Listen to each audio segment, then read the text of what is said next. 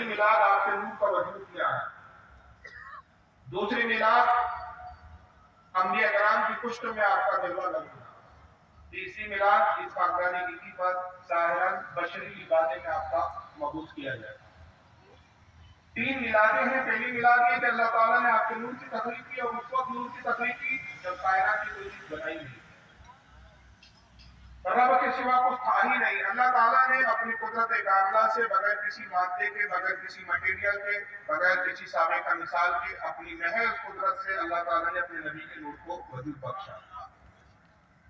اس کے بعد پھر نبی کے نور کے بہت سارے حصے کیے گئے، اور اس نور سے پھر کائنات کی تخلیق ہوئی۔ اسی سے زمین بنائی گئی، اسی سے آسمان بنائے گئے، اسی سے جنت، دوزخ، حور، فرشتے، جنات، درخت، نباتات، ہر شے کا وجود نبی پاک صلی اللہ علیہ وسلم کے نور سے ہوا۔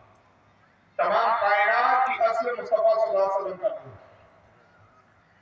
پھر اللہ تعالیٰ نے جب ارادہ فرمایا کہ انسان کی تخلیق کی، اور حضرت آدم سب سے پہلے انسان کی تخلیق کی۔ آپ سب جانتے ہیں کہ 4 عناصر کا مجموعہ ہے انسان۔ ایک ہے مٹی، دوسرا ہے پانی، تیسرا ہے ہوا، چوتھی ہے آگ۔ 4 عناصر جس کے بارے میں انسان جانتا ہے، اور 5واں عنصر وہ ہے جس کے بارے میں ہم نہیں جانتے، وہ ہے روح۔ جب مشرکین نے اللہ تعالیٰ سے پوچھا، نبی پاک صلی اللہ علیہ وسلم کے ذریعے پوچھا گیا کہ روح کیا ہے، تو اللہ نے صرف جواب کے ارشاد فرمایا کہ محبوب روح کے بارے میں پوچھتے ہیں، فرما دیجیے روح اللہ کا حکم۔ اس کی کیفیت نہیں بتائی گئی کہ در حقیقت روح ہے کیا، لیکن 4 مادے وہ ہیں جس کو ہم جانتے اور پہچانتے ہیں۔ آدم کی تخلیق کے لیے پہلے مٹی لائی گئی، پھر مٹی کو پانی میں گوندھا گیا، اور اس کے بعد ہوا میں اس کو سکھایا گیا۔ خدائے آدم کو ہوا میں سکھا کر جب خاک کر دیا گیا، سختی پیدا کر دی گئی، پھر آگ میں اس کو تپایا گیا، آگ میں تپا کے اور اس کو مضبوط کیا گیا۔ 4 چیزوں سے جب انسان کی تخلیق ہوئی، لیکن ابھی انسان مکمل نہیں ہوا، اس لیے کہ انسان کا پتلا تیار ہوا، لیکن اس میں جان نہیں۔ جان جو ڈالی گئی وہ کیا ہے؟ روح۔ اب روایتیں بتاتی ہے کہ جب اللہ تعالیٰ نے روح کو داخل ہونے کا حکم دیا، فرمایا کہ روح خدائے آدم میں داخل ہو جائے۔ روح حضرت آدم کے ناک کے نتنے سے داخل ہوئی، پورے جسم کا دورہ کیا اور باہر نکل آئی۔ رب نے فرمایا کہ روح دوبارہ داخل ہو۔ پھر حکم خداوند قدوس کی تعمیل کرتے ہوئے روح پھر ناک کے نتنے سے داخل ہوئی، حضرت آدم کے پھر جسم کا دورہ کیا، پورے جسم میں گردش کیا، روح پھر باہر آئی۔ اور آپ نے مجھے اطاعت اور جلال کی کیفیت میں فرمایا کہ روح کیا بات ہے، کیا تو میری نافرمانی کرتی ہے؟ میں تجھے آدم کے پتلے میں سکون اور چین اور ایک قرار پکڑنے کا حکم دیتا ہوں، اور تو ایک ناک کے نتنے سے داخل ہوتی ہے اور باہر نکل کر آ جاتی۔ روح داخل ہو جا۔ تو روح نے بڑے ادب سے عرض کیا، خالق کائنات، میں تیرے حکم کی فرما بردار ہوں، میں تیری فرما بردار مخلوق ہوں۔ خالق کائنات، میں تو چاہتی ہوں کہ تیری فرما برداری کروں اور پتلے آدم میں داخل ہو جاؤں، تاکہ آدم میں جان آ جائے، جسم میں حرکتیں اور سکنات پیدا ہو جائے، زندگی کی کیفیت پیدا ہو جائے۔ لیکن خالق کائنات جب میں پتلے آدم میں جاتی ہوں تو وہاں اندھیرا اور تاریکی ہے، اور تاریکی سے مجھے وحشت ہوتی ہے، گھبراہٹ ہوتی ہے۔ میں آدم کے جسم میں جاتی ہوں، اندھیرا دیکھتی ہوں تو گھبراہٹ کی وجہ سے باہر آ جاتی ہوں، اس لیے کہ میں روشنی کی دل دادا ہوں۔ وہ روشنی مجھے محبوب و مرغوب ہے، میں روشنی مجھے پسند ہے، میں روشنی کی دل دادا ہوں، روشنی کو پسند کرتی ہوں، میں لطافت رکھتی ہوں اور نزاکت رکھتی ہوں۔ نزاکت کا تقاضا ہے کہ مجھے روشنی عطا کی جائے۔ رب تبارک و تعالیٰ نے فرشتوں سے ارشاد فرمایا، فرشتوں میرے محبوب کے نور کو پیشانی آدم میں چسپا کر۔ نبی پاک صلی اللہ علیہ وسلم کے نور کو آدم کی پیشانی پہ جیسے ہی چسپا کیا گیا، لگایا گیا، پورا پتلا آدم روشن ہو گیا۔ یہاں سے ایک بات پتہ چلی کہ مصطفیٰ کی جلوہ گری ہوتی ہے تو تاریکی چھٹ جایا کرتی، تاریکی دور ہو جایا کرتی ہے۔ ایک دور وہ تھا کہ ہمارے باپ آدم کے پتلے کو مصطفیٰ نے روشن کیا، اور انہی کے طفیل میں اولاد آدم روشن ہوتی رہی، اور جب اس خاکدار گیتی پر جلوہ گر ہوئے تو پورے عالم کو آپ نے روشن فرما دیا۔ تو مصطفیٰ آتے ہیں تو روشنی ہوتی ہے۔ اور ایک بڑا لطیف میں یہاں اشارہ کروں گا کہ اب روح کو جب قرار آیا، قرار کب آیا؟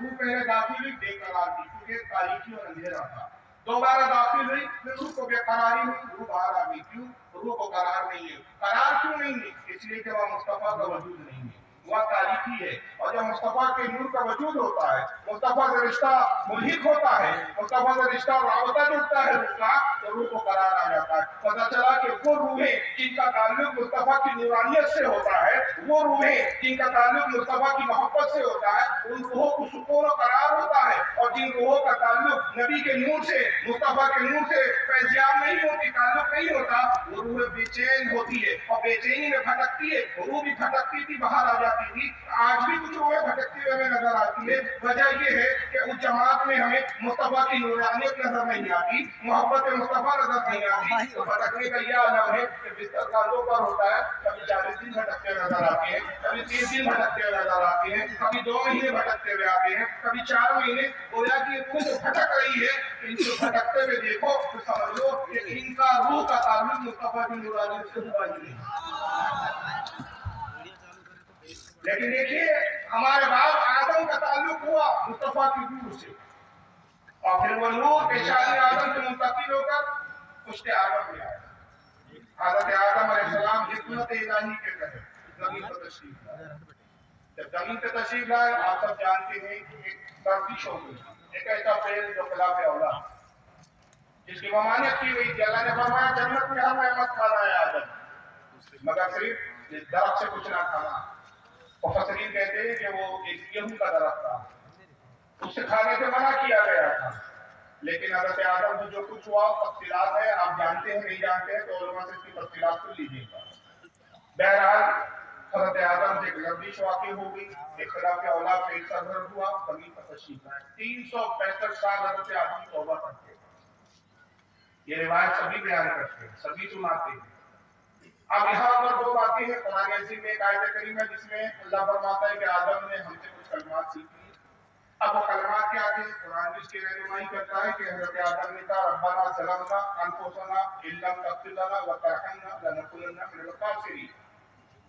ये भी एक अल्फाज थे और रिवायतें बताती है कि नबी पाक सल्लल्लाहु अलैहि वसल्लम का वसीला पेश किया। और ये हदीस की सनदें भी सही है, इस पर एक बड़ी तवील गुफ्तगू की ज़रूरत है, लेकिन अभी वो वक्त नहीं है। इमाम हाकिम ने इसको मुस्तदरक में लिखा और इसको सही इस्नाद करार दिया। बहुत सारे मुहद्दिसीन ने लिखा इसको, और मजमूई तौर पर इस हदीस की सेहत पर सबने इत्तेफाक किया कि हदीस दुरुस्त और सही है। हत्ता कि इब्न तैमिया ने मजमूल फतावा में भी इसको तस्लीम किया कि हदीस सही है। तो बहरहाल हज़रत आदम ने 365 साल तक अल्लाह से इस्तिग़फ़ार किया, दुआ की, मगर आपकी दुआ कबूल नहीं हुई। एक बात यहाँ पे अंदाजा लगाइए, अकीदे की बात में अर्ज करता चलूं, 360 साल तक किससे दुआ की थी? बोलिए, अल्लाह से की। क्यों दुआ कबूल नहीं हुई? कुछ लोग कहते हैं ना कि भाई अल्लाह डायरेक्ट सुनता है, उसकी शान ये है कि नहनु अक़रबु इलैहि मिन हब्लिल वरीद, तुम्हारी शहरत से ज्यादा करीब है। तो क्या आदम से अल्लाह करीब नहीं था? यकीनन करीब था, मगर 360 साल तक हज़रत आदम की दुआ कबूल नहीं हुई। 360 साल के बाद कब दुआ कबूल हुई? जब हज़रत आदम ने अर्ज़ किया मौला उस नबी उस मोहम्मद का वास्ता जिसके नाम को तूने अपने नाम के साथ अर्श आदम पर लिखा है, उस मोहम्मद का वास्ता देता हूं। अल्लाह ने फरमाया कि आदम तूने मुझे मेरे महबूब का वास्ता दिया, मैंने तेरी दुआ को कबूल किया, तेरी तौबा कबूल की, तुझे माफ कर दिया। लौला का लमत्ता खलक़तुल अफ़लाक आदम, अगर उस महबूब को पैदा करना मकसूद ना होता कायनात की तकदीर ना। तो आदम की तौबा कब कबूल हुई?